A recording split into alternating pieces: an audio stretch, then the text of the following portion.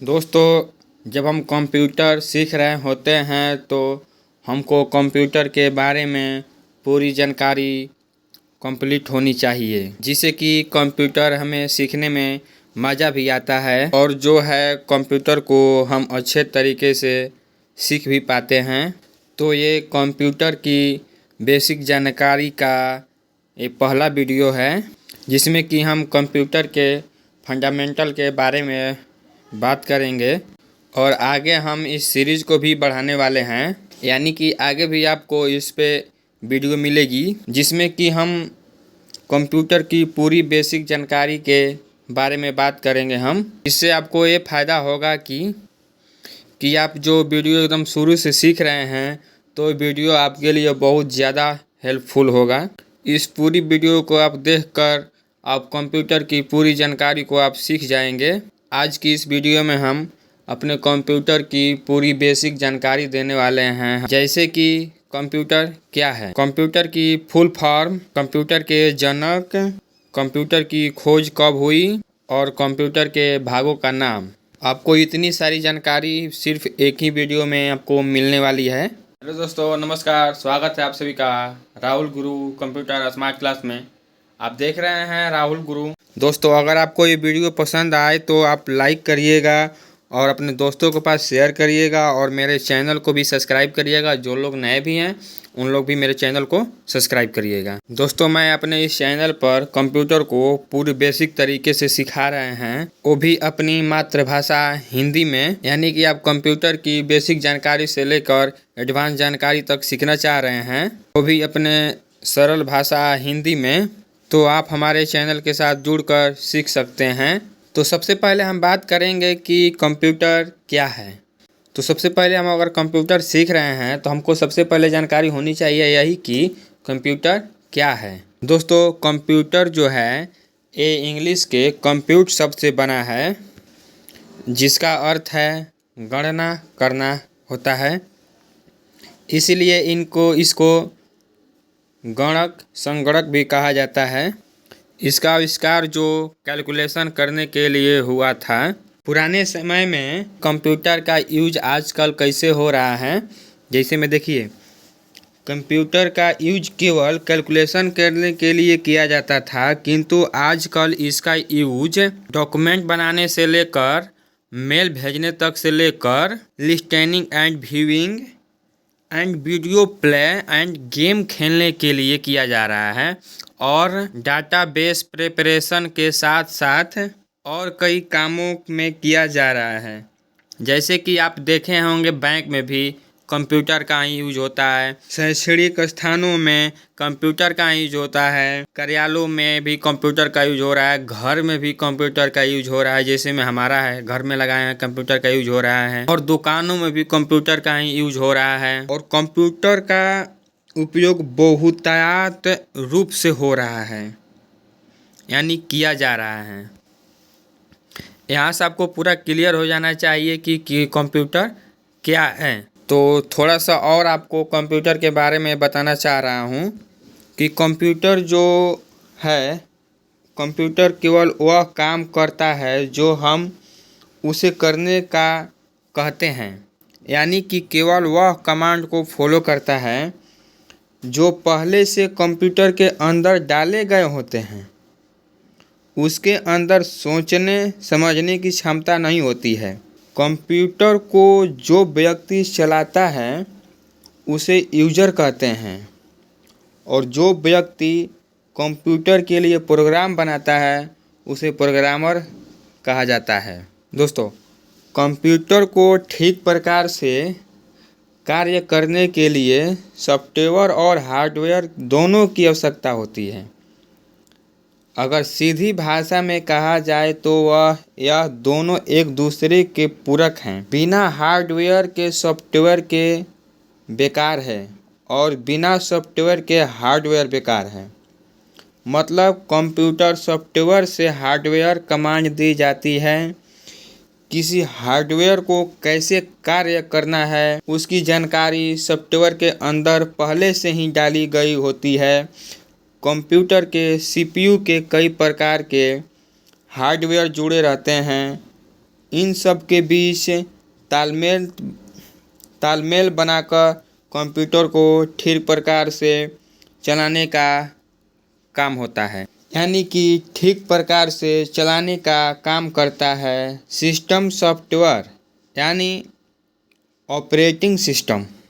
इस software hardware program operating system यानी आगे आने वाली वीडियो में पूरी जानकारी डिस्कस करेंगे।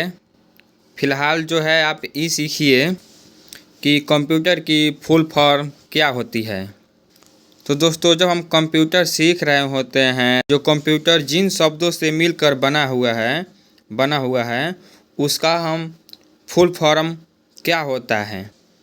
अक्सर हमसे पूछा भी जाता है कि कंप्यूटर का फुल फॉर्म क्या होता है, और दिमाग में भी ये हमारी बात आती भी है।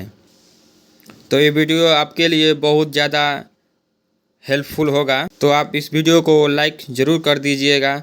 तो दोस्तों, बात करते हैं कंप्यूटर के फुल फॉर्म के बारे में। देखिए दोस्तों, आपको कंप्यूटर का फुल फॉर्म यही होता है। सी से होता है कॉमनली, ओ से होता है ऑपरेटेड, एम से होता है मशीन, पी से होता है पार्टिकुलरी, यू से होता है यूजेड, और टी से होता है टेक्निकल, ई से होता है एजुकेशनल, आर से होता है रिसर्च। और इन सब का हिंदी होता है, सी कॉमनली का हिंदी होता है आमतौर पर, ऑपरेटेड का हिंदी होता है संचालित, और मशीन का हिंदी होता है मशीन, पार्टिकुलरी का हिंदी होता है विशेष रूप से, और मशीन का हिंदी होता है मशीन, पार्टिकुलरी का हिंदी होता है विशेष रूप से, यूजेड का हिंदी होता है प्रयुक्त, और टेक्निकल का हिंदी होता है तकनीकी, और एजुकेशनल का हिंदी होता है शैक्षणिक, और रिसर्च का हिंदी होता है अनुसंधान। आप लोगों को हिंदी और इंग्लिश दोनों बताएं, इसलिए कि आप नोट भी बनाएं तो आप हिंदी या इंग्लिश दोनों आप नोट बना सकते हैं। यानी आपको कोई भी दिक्कत ना हो, आप ईजी से आप हिंदी और इंग्लिश दोनों लिख सकते हैं, और हिंदी में क्या बोलते हैं और इंग्लिश में क्या बोलते हैं आप अच्छे से समझ जाओ। यहाँ से आपको बात क्लियर हो जानी चाहिए कि कंप्यूटर का फुल फॉर्म क्या होता है। दोस्तों, सबसे बड़ा ये सवाल है कि कंप्यूटर का जनक कौन है, और कंप्यूटर का पिता किसे कहा जाता है। और किसी भी एग्ज़ाम में या कि कहीं भी आप सवाल ये सब देखे होंगे आप कि कंप्यूटर के पिता कौन है, यानी कंप्यूटर के जनक कौन है। जब आप कंप्यूटर सीख रहे होते हो ना, तो सबसे ज़्यादा सवाल आपको यही पूछा जाता है कि कंप्यूटर का आविष्कार किसने किया था। तो आपकी जानकारी के लिए बता दूं कि कंप्यूटर का जनक चार्ल्स बेबेज को कहा जाता है। चार्ल्स बेबेज का जन्म लंदन में हुआ था, यानी कि चार्ल्स बेबेज लंदन के रहने वाले थे। और आपको 3 प्रकार से पूछा जाएगा, कंप्यूटर के जनक कौन है, और कंप्यूटर के पिता कौन है, और कंप्यूटर के आविष्कार किसने किया था। देखिए, आपको चार्ल्स बेबेज का यहाँ पर फोटो आपको दिखा दे रहे हैं कि यही है, ताकि आपको अच्छी तरीके से पता चल जाए कि आपका फिगर देख के कि आप चार्ल्स बेबेज कौन थे। आपको भी यहाँ से पूरा बात क्लियर हो जानी चाहिए कि कंप्यूटर के जनक कौन थे। तो आगे बात करते हैं कि सबसे ज़्यादा बात यही होती है कि कंप्यूटर की खोज कब हुई थी। तो आपको बता दे रहे हैं कि कंप्यूटर को बनाने की शुरुआत 1822 के समय में चार्ल्स बेबेज के द्वारा शुरू की गई थी। उन्होंने एक एनालिटिकल इंजन बनाने की प्लानिंग की थी, जो कि कंप्यूटर के फील्ड में एक शुरुआत थी। फिर उन्होंने इस डिवाइस के लिए काम करना शुरू कर दिया, और 1822 में उन्होंने डिफरेंस इंजन का आविष्कार किया, जिसे सबसे पहला प्रोग्रामेबल कंप्यूटर माना जाता है। 1837 में चार्ल्स बेबेज ने एनालिटिकल इंजन का आविष्कार किया, जो कि एक जनरल पर्पस कंप्यूटर था, लेकिन पैसों की कमी होने के कारण वह इस काम को पूरा नहीं कर सके। 1871 में चार्ल्स बेबेज की मौत हो गई। तो ये जो क्वेश्चन था हमारा, कंप्यूटर का खोज कब हुई थी, यानी आविष्कार कब हुआ था, यानी 1822 से ही खोज हो चुकी थी। तो बात करते हैं कि कंप्यूटर के मुख्य रूप से भागों के क्या नाम होते हैं। यानी जब आप कंप्यूटर सीख रहे होते हैं तो आपके दिमाग में ये बात ज़रूर आती होगी कि कंप्यूटर कितने प्रकार के होते हैं, कि कंप्यूटर के मुख्य रूप से कौन कौन भाग होते हैं। जैसे कि कंप्यूटर बना होता है यानी चलता है। तो आपको जानकारी के लिए बता दें कि कंप्यूटर के जो मुख्य रूप होते हैं वो 4 प्रकार के होते हैं, जो कि आपको बारीकी बारीकी से दिखा दे रहे हैं। पहला होता है मॉनिटर, जो आपको ये सामने दिख रहा है। दूसरा होता है सीपीयू, जो इसको बोलते हैं सीपीयू। और तीसरा जो होता है वो होता है कीबोर्ड, जो आपको सामने दिख रहा है। चौथा जो होता है वो होता है माउस, यानी कि आपको दिखा दे रहे हैं कि टोटल कंप्यूटर को कितने प्रकार से मिला के बनाया गया है। देखिए 1 2 3 और 4। ये जो होता है सेल होता है, यानी बैटरी। ये बैटरी इसमें से अगर नहीं रहेगा तो भी वहाँ से डायरेक्ट कनेक्शन करके चला सकते हैं। अगर बात करें हम मुख्य रूप से कंप्यूटर के भागों के बारे में, तो मुख्य 4 प्रकार के ही होते हैं।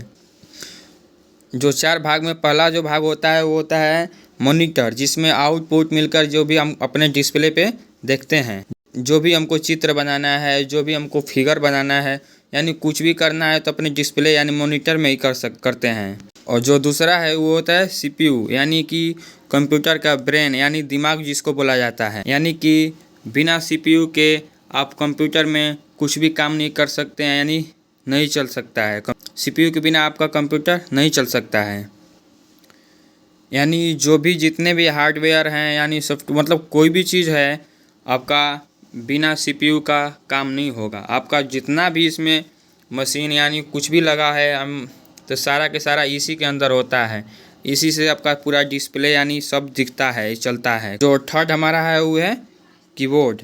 कीबोर्ड यानी कि कीबोर्ड ये होता है कि आप कीबोर्ड से ही आप इसमें सारा टाइप कर सकते हैं या कुछ भी कर सकते हैं। यानी आसान तरीक़ा से कह सकते हैं कि हमें जो भी आदेश देना होता है वो कीबोर्ड से ही दिया जाता है। और जो एक कीबोर्ड का जो डाटा जाता है पहले सीपीयू में जाता है, उसके बाद उसको ट्रांसफ़र करता है तो अपने डिस्प्ले में ये मॉनिटर अपने दिखाता है। तब सीपीयू से आउटपुट आता है मॉनिटर में, तब मॉनिटर डिस्प्ले पे दिखाता है, अपने अंदर लेता है पहले सीपीयू। बात करते हैं चौथे नंबर की, तो वो है हमारा माउस, जो हमारा इनपुट डिवाइस होता है। माउस से ही अपने सारे कमांड को आदेश देते हैं, यानी कि बिना माउस का आप इसमें कुछ भी नहीं कर सकते हैं। माउस से ही आपको कुछ भी चलाना होता है। ये माउस जो है पहले सीपीयू में जाता है, सीपीयू से आपको आदेश देता है, तब इसमें चलता है। तो यहाँ से भी आपको क्लियर हो जानी चाहिए कि कंप्यूटर को 4 प्रकार से मिलाकर बना हुआ है, जैसे में सीपीयू, कीबोर्ड, माउस और मॉनिटर। आपको इस चारों भागों में आपको बारीकी बारीकी समझा दिए हैं। आपको भी नॉलेज हो जाना चाहिए इसके बारे में। आपको कोई भी पूछेगा कि कंप्यूटर कितने प्रकार के होते हैं और कौन कौन से होते हैं, तो आपको नॉर्मली आप बता दीजिएगा, चारों के चारों आपको पता हो गया होगा। तो दोस्तों आज की वीडियो में बस इतना ही। दोस्तों आपको अगर वीडियो पसंद आई हो तो लाइक करिए, और मेरे चैनल को जो लोग नए हैं वो लोग सब्सक्राइब करिए और अपने दोस्तों के पास शेयर करिए। दोस्तों आपके आगे भी इस सीरीज़ को बढ़ाएंगे, जैसे मैं कंप्यूटर के बारे में और भी जानकारी बताएंगे, जो हम आपको फंडामेंटल की थ्योरी बना रहे हैं यहाँ पर, जो आपको समझाएंगे। उसके बाद बारीकी बारीकी से फिर इसमें आपको समझाएंगे हम, जो कि आपको पूरी कंप्यूटर की बेसिक जानकारी पता हो जाए। तो मिलते हैं दोस्तों अगले नेक्स्ट वीडियो में। थैंक यू, धन्यवाद।